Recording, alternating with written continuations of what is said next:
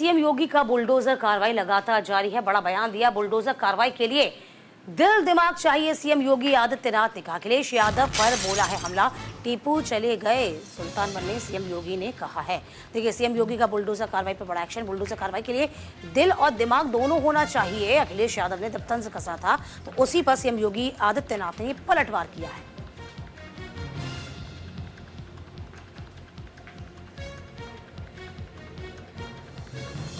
तो बड़ी खबर आपको बता दें, बुलडोजर कार्रवाई पर बड़ा एक्शन। और देखिए किस तरीके सुप्रीम कोर्ट ने भी कहा था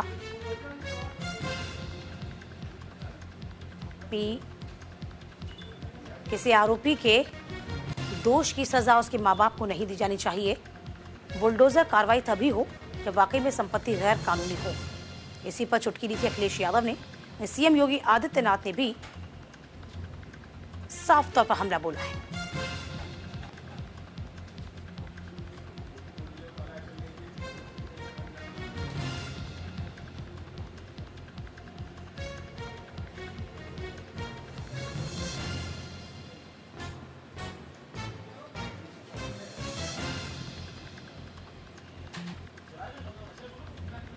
तो फिलहाल देखिए बड़ी खबर आप तक पहुंचा रहे हैं। सीएम योगी का बुलडोजर पर लगातार बड़ा बयान सामने आया है।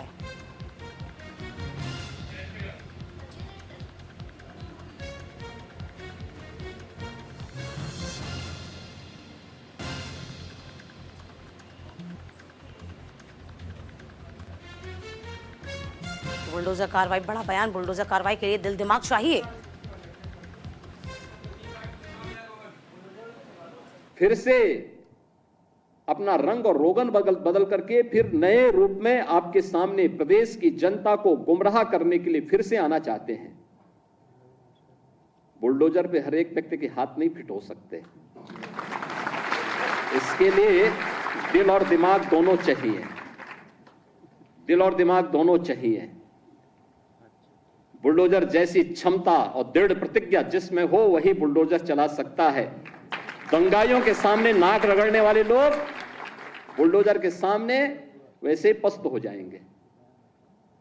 और इसीलिए मैं आप सबसे कहना चाहता हूं कि प्रदेश सरकार ने जो प्रक्रिया अपनाई है पारदर्शी तरीके से, अपेक्षा भी। तमाम जानकारी के साथ हमारे सहयोगी नीरज मिश्रा इस पूरी खबर पर नजर बनाए हुए हैं। नीरज, अभी हमने सीएम योगी आदित्यनाथ को वो पलटवार करते हुए सुना जिसमें अखिलेश यादव ने टीका टिप्पणी करी थी बुलडोजर को लेकर। सीएम योगी आदित्यनाथ ने साफ तौर पे कहा कि देखिए दिल दिमाग होना चाहिए और आपका जब भी आने की मंशा आपकी है वो सिर्फ और सिर्फ मंसूबे यही होते हैं किस तरीके से माहौल को खराब किया जाए। तो पलटवार काफी भारी साबित हुआ अखिलेश यादव को। जी बिल्कुल, देखिए जो बुलडोजर को ब्रांड बनाया वो उत्तर प्रदेश के मुख्यमंत्री योगी आदित्यनाथ ने बनाया। और 2017 के पहले बुलडोजर से भी अपराधियों को, उनके धन को, उनके पैसे को, उनके अवैध संपत्तियों को किस तरह से नष्ट किया जा सकता है और वो भी कानूनी तरीके से, बिल्कुल पारदर्शी तरीके से।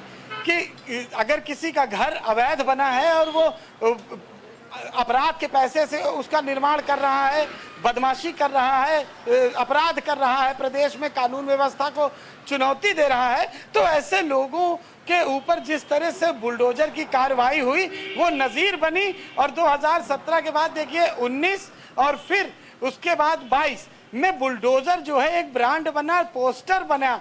चुनाव में प्रचार में लोग जब योगी निकलते थे तो बुलडोजर लोग लेके दिखाते थे। यानी कि बुलडोजर का जिस तरह से कानूनी रूप से जो प्रयोग हुआ उसे उत्तर प्रदेश की उस जनता ने अच्छा माना जो अपराध से त्रस्त थी। और इस बात को आज उत्तर प्रदेश के मुख्यमंत्री योगी आदित्यनाथ ने कहा कि बुलडोजर जैसी कार्रवाई करने के लिए दिल भी चाहिए और दिमाग भी चाहिए।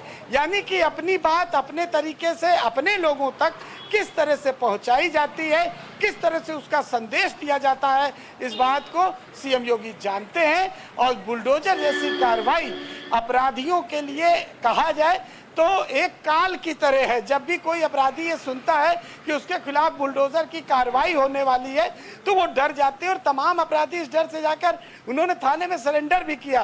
तो एक पोस्टर जो बने बुलडोजर के प्रचार के दौरान, तो बुलडोजर एक उत्तर प्रदेश की पहचान भी बना और कई राज्यों ने इसे अपनाया भी। देखिए, हमने देखा भी है कि वाकई में जिस तरीके से एक ब्रांड बन गया था बुलडोजर, और बीजेपी शासित जितने भी राज्य हैं, चाहे वो मध्य प्रदेश हो या फिर अन्य राज्य हो, उन्होंने इसको फॉलो भी किया, इस ट्रेंड को फॉलो किया। और जाहिर सी बात है, मंशा यही थी कि जड़ से अपराध को राज्य से खत्म करना है। लेकिन हाल ही में आपने देखा होगा किस तरीके से याचिका दायर की जाती है। सुप्रीम कोर्ट ने टिप्पणी करी है कि भाई गलती जो है बेटे की है, तो आप उसके पिता को, उसके परिवार को सजा कैसे दे सकते हैं।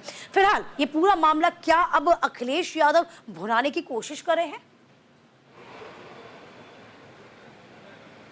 जी देखिए, जो सुप्रीम कोर्ट ने टिप्पणी करी है और तमाम लोग इस मामले में कोर्ट में भी गए, तो जो भी कार्रवाई बुलडोजर की हुई है वो विधि सम्मत हुई है। ये चीज सरकार ने कोर्ट में रखी है।